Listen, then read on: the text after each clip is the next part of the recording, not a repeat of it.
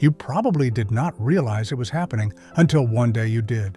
Your parents started a sentence, and before they even finished it, you knew exactly where it was going. Word for word, the same pause in the same place, the same little laugh at the end, and something inside you, something you are not proud of, wanted to leave the room. That feeling does not make you a bad person, but it does mean you are missing something important. Because what your aging parent is doing when they repeat that story, the one about the road trip, the one about the job they almost did not take, the one about the moment they knew they were in love, is not a sign that their mind is slipping. It is a sign that their mind is working exactly the way a human mind is supposed to work. And once you understand what is actually going on, you will never hear those repeated stories the same way again. This video is not about managing your patience. It is about understanding something that most people only grasp when it is too late to do anything with it. The first thing to understand is that memory and meaning are not the same thing. We tend to think of memory as storage, like a hard drive that either holds information or loses it. But memory in older adults, particularly autobiographical memory, the kind tied to personal experience, does not degrade in a straight line. What fades first is recent, low-stakes information.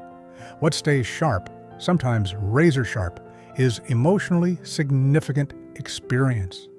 So, when your father tells you about the night he drove through a blizzard to get to the hospital when you were born, he is not confused. He is anchored. That story lives in a part of his brain that is among the last things to go. He is not forgetting. He is holding on. And the fact that he keeps returning to it tells you exactly how much that moment meant to him, even if he never once said so directly. Now, here is the part that shifts everything when you really sit with it.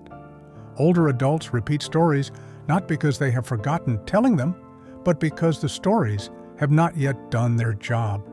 Psychologists who study narrative aging, the way people use storytelling as they get older, have found that repeated stories are almost always ones that carry unresolved emotional weight. They are stories tied to decisions that were never fully understood, to pride that was never fully spoken, to grief that never had a proper moment. Your mother is not telling you about her difficult childhood for the 15th time because she has dementia. She is telling you because some part of her still needs someone to truly hear it. And every time the story ends without that feeling of being heard, it comes back around. Think about what that means. It means the story is a request, not a confused rambling, not a symptom, not an inconvenience, a request.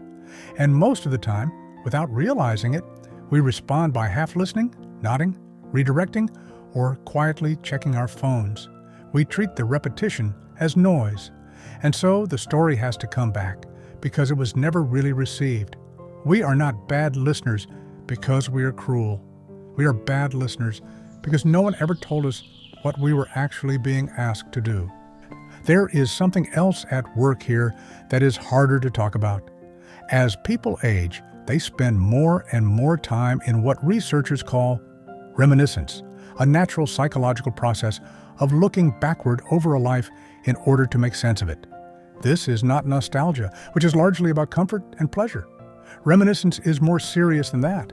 It is the mind doing the work of meaning-making, of asking, did my life add up to something? Did the choices I made matter? Do the people I love actually know who I was before I became just their parent, just their grandparent? Repeated stories are often the chapters of that internal audit. The ones your parent keeps returning to are the ones where the answer still feels uncertain. They are still working something out, and you are the person they chose to work it out with. That cuts differently when you hold it for a moment. Consider also that your parent grew up in a world that did not have much space for emotional processing. Therapy was not common. Vulnerability was not celebrated. You worked, you provided, you kept moving.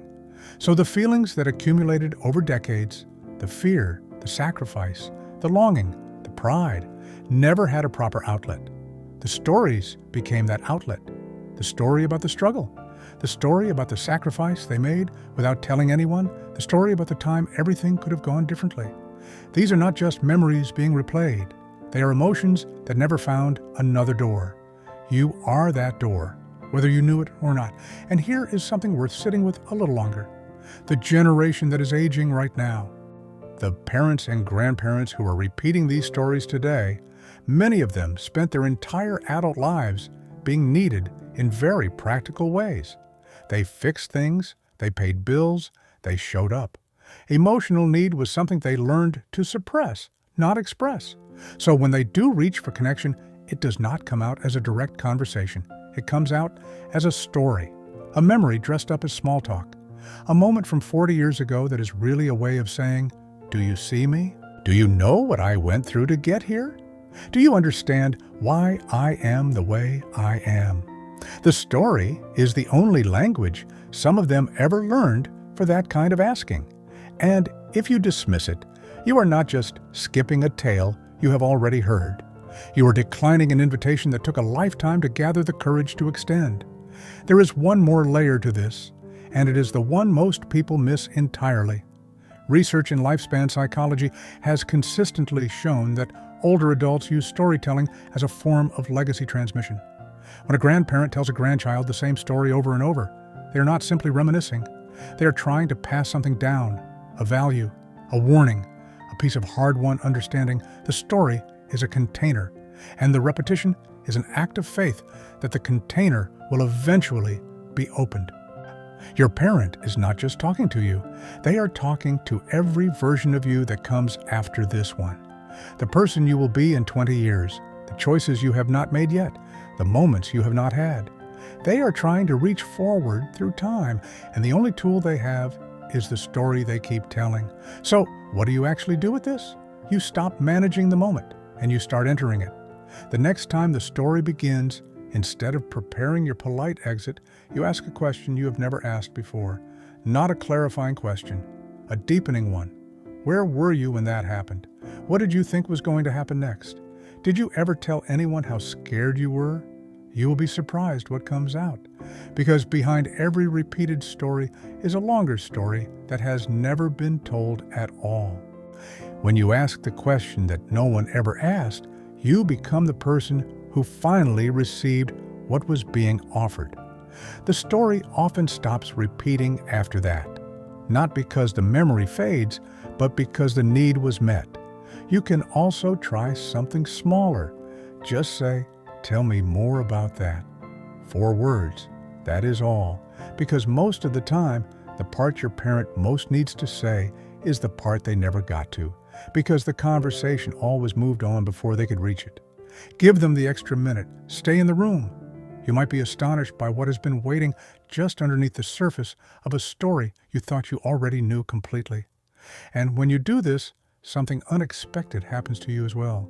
You start to see your parent as a full person, not just the role they have occupied in your life. You start to understand the decisions they made that confused you, the silences that frustrated you, the patterns that followed you into your own adult life.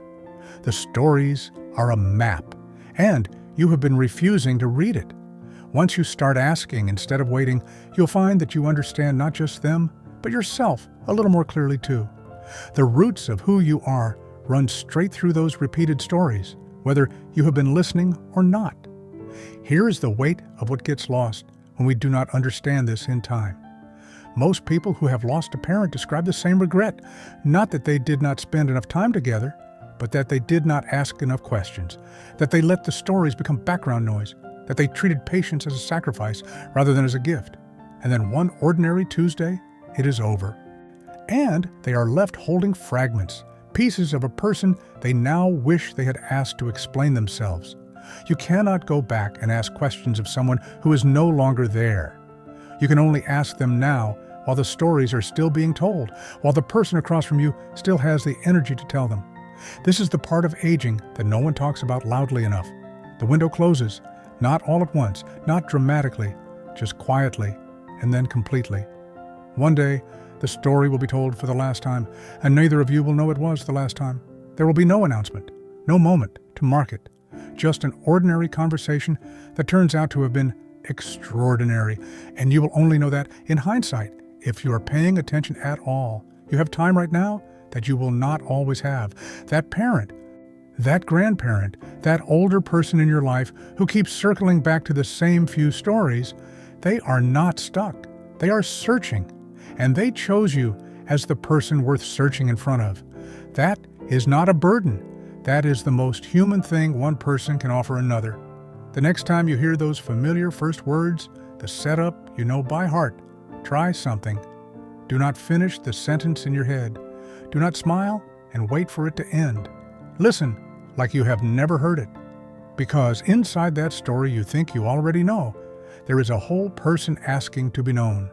And if you lean in instead of pulling back, you might just find out who they really were before the world asked them to be your parent. The stories were never about the past. They were always about right now and the love that does not know how else to speak.